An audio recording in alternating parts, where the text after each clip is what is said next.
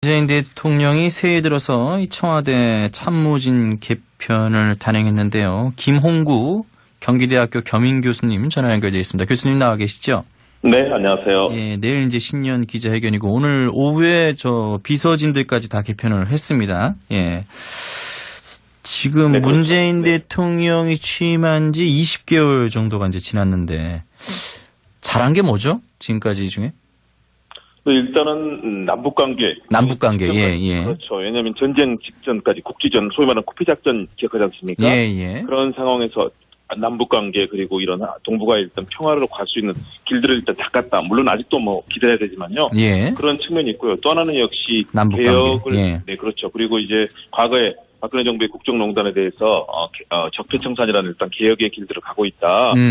아무래도 이제 그런 부분은 아무래도 국민의 눈높이에 맞을 텐데요. 그러나 경제와 민생에 있어서 잘못한 부분들은 이제 경제 부분들. 예. 그렇죠. 예. 그런 부분이 있고요. 또 예. 국민들의 통합. 지금 야당과의 상당한 갈등이 있거든요. 예. 그런 측면에서 국민 통합의 관점에서는 또 아무래도 부족한 부분이 있다. 그리고 청와대 내부에 이제 기강회의 문제가 최근에 있었지 않습니까? 예. 음주운전이라든가 또는 여러 가지 문제들 그런 측면에서 청와대의 기강을 제대로 다잡는 여러 가지 이런 문제들 장점 좋은 점도 있었지만 또 잘못한 점도 눈에 띄는 것이 현재 국정 20개월의 성과라고 볼 수 있겠습니다.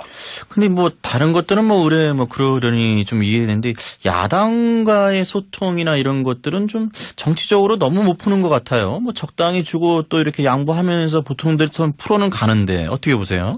그 부분에는 이제 두 가지가 있다고 봅니다. 예. 첫 번째는 역시 문재인 정부가 개혁과 또 특히 이제 보면은 문재인 대통령의 소위 말하는 친문 상향의 이런 세력을 중심으로 한 개혁을 추진했다. 그런 측면에서 예. 야당과의 이런 국정에서 협력을 이끌어내는데 좀 소홀한 측면이 있습니다. 예. 물론 그 와중에 일단 120석이 조금 넘는 소수 다수 정당이 아니지 않습니까? 예. 과반수가 넘어야 일단은 최소한 더 의제화를 시킬 수 있는데 그런 측면에서 어려움도 있었고요. 예. 또 사실은 야당도 국정농단이라든가 이런 부분에 있어서 벗어나지 못했기 때문에 예. 거의 대부분의 상황에서 거의 극단적인 반대. 지금까지 야당이 흔쾌하게 협력한 모습보다는 거의 대부분의 입법도 지금 전혀 협조를 해주지 않고 이런 야당의 극렬한 반대까지 겹쳤는데요. 예. 그럼에도 불구하고 국정의 책임은 또 대통령과 집권 여당이 져야 됩니다. 그런 측면에서는 말씀하신 대로 국정에 대한 야당의 협력을 이끌어내는 것 그리고 국민 통합의 측면에서 분명히 부족한 점은 눈에 띕니다. 그렇군요. 그러니까 여야의 관계는 또 그런데 이 여권 내에서도 이렇게 불협화음이 있는 것 같아요. 특히 문재인 대통령을 극렬히 지지하는 그런 세력들은 이 집권 여당 더불어민주당도 별로 안 좋아하는 것 같더라고요. 왜 그렇죠, 그건? 네, 역시 아무래도 문재인 대통령과 소위 말해서 과거의 친노 진영, 예. 지금은 이제 친문 진영이라고 하지 않습니까? 친문 진영. 예. 네, 그렇습니다. 그렇기 때문에 이런 자신들이 좋아하고 존경하는 지도자에 대해서 좀 극단적인 팬덤 현상 이런 흐름들이 상당히 많은 것 같습니다. 같은 가치, 더구나 진보라든가 또는 민주주의의 원칙적인 이런 부분에 대해서 가치를 공유한다면.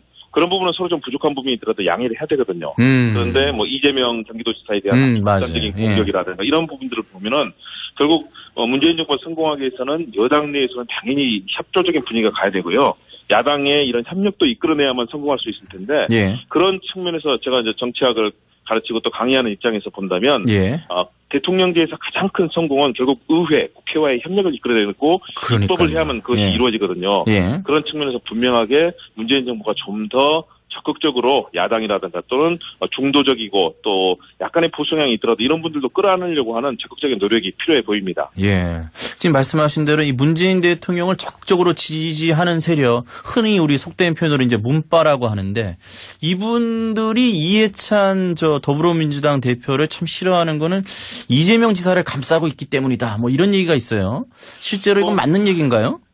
일부 그런 흐름들이 있어 보입니다. 왜냐하면 이해찬 대표의 경우는 이재명 지사에 대해서 그렇죠. 아주 비판적인 모습보다는 당의 자산으로서 그리고 향후의 대권 주자의 한 사람으로서 이런 전체의 조율을 해야 된다 이런 입장이 있거든요. 예. 그런 측면에서 이재명 지사에 대해서 굉장히 비판적이었던 소위 문파라고 하기도 하고 요즘 문파라고도 이제 스스로 하지 않습니까? 그렇죠. 네, 이런 분들이 사실은 좀 비판적인 입장을 가지고 있고요. 또 이해찬 대표의 경우는 과거에 사실은 친문보다는 더 친노 쪽에 가까운 다시 말해서 노무현 전 대통령과는 아주 뭐 긴밀하게 뭐 이런 국정을 같이 하지 않았습니까? 그러니까요. 예. 그렇지만 아무래도 문재인 대통령의 새로운 이런 신흥 친문 그룹과는 같이 공조도 분명히 하기도 하고 또 뭐 아주 서로 간에 공유하는 측면도 많이 있지만 예. 약간의 결이라는 측면이 있습니다. 예. 이런 측면을 소위 말하는 친문 진영의 그룹들이 이제 약간 비판적으로 보는데요. 그러나 저는 그것은 큰 문제는 되지 않는다. 아.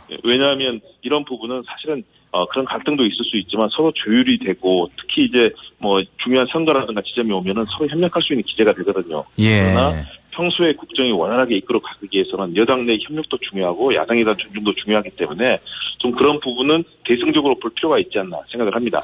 그렇군요. 결이 좀 다르다. 예, 그렇군요.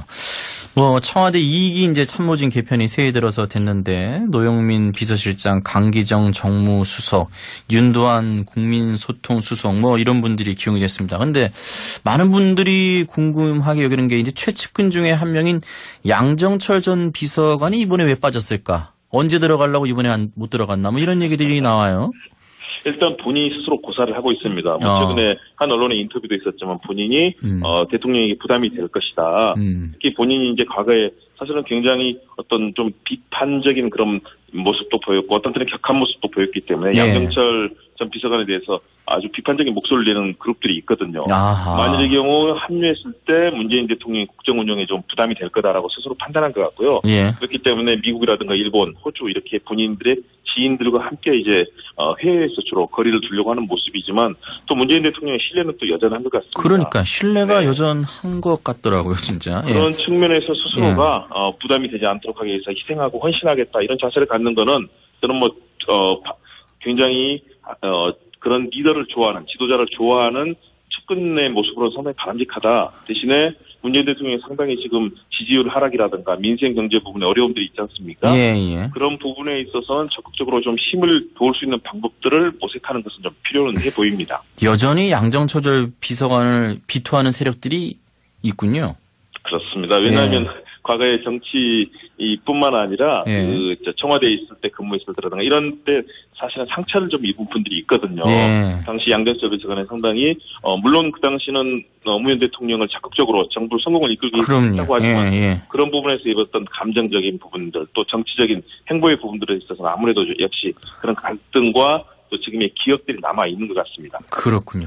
끝으로 요거 하나만 더 여쭤볼게요. 이 강기정 정무수석 기용 요것도 좀 눈에 띕니다. 예. 맞습니다. 문재인 대통령이 민주당 대표를 한 시절에요. 적극적으로 보좌를 했었고 문 대통령이 사실 또 어려운 호남 발언 이런 것들 가지고 어려운 때도 있었거든요. 호남. 네. 그런 부분에 있어서 강기정 전 의원이 이제 정무수석이죠. 수석에 적극적으로 문재인 대통령의 국정 운영에 대해서 협력을 했던 그런 모습이 있고요. 또 본인이 아무래도 386 소장파로서 정책위의장까지 지내면서 선명한 개혁 노선 그리고 더불어서 어떤 그 문재인 정부의 정책을 성공시키겠다는 그 의지가 큰 것 같습니다. 더군다나 이제 국회의원을 했었기 때문에 야당과의 협력을 만들어내는 데 있어서 물론 자유한국당에서 당장 비판 성명을 냈습니다. 그럼에도 불구하고 아무래도 또 전직 의원이기 때문에 협력의 길이 상당히 있을 수 있고요. 또 강기정 의원 실제 만나보면은 이제 수석이 됐으니까요. 상당히 친화력이 높습니다. 친화력이 대단한 분이죠. 네네. 저도 뭐 자주 만날 기회가 있었는데요. 그런 애정들이 있거든요. 저는 야당의 비판 또 반대는 뭐 당연히 나올 수 있는 건데 과연 얼마나 적극적으로 야당과 소통하고 하면서 해낼지 역시 강기정 수석의 또 정치력이 중요하고요. 문재인 대통령 정부가 적극적으로 좀 야당을 포용하고 또 야당이 뭐 거의 무조건 반대를 하지만 그럼에도 불구하고 책임을 져야 된다는 자세로 잘 끌어나가는 그런 정치력 또 책임감이 중요하다고 봅니다. 알겠습니다, 교수님. 오늘 말씀 여기까지 듣겠습니다. 말씀 고맙습니다. 네, 감사합니다. 경기대 김홍국 교수님과 얘기를 나눠봤습니다.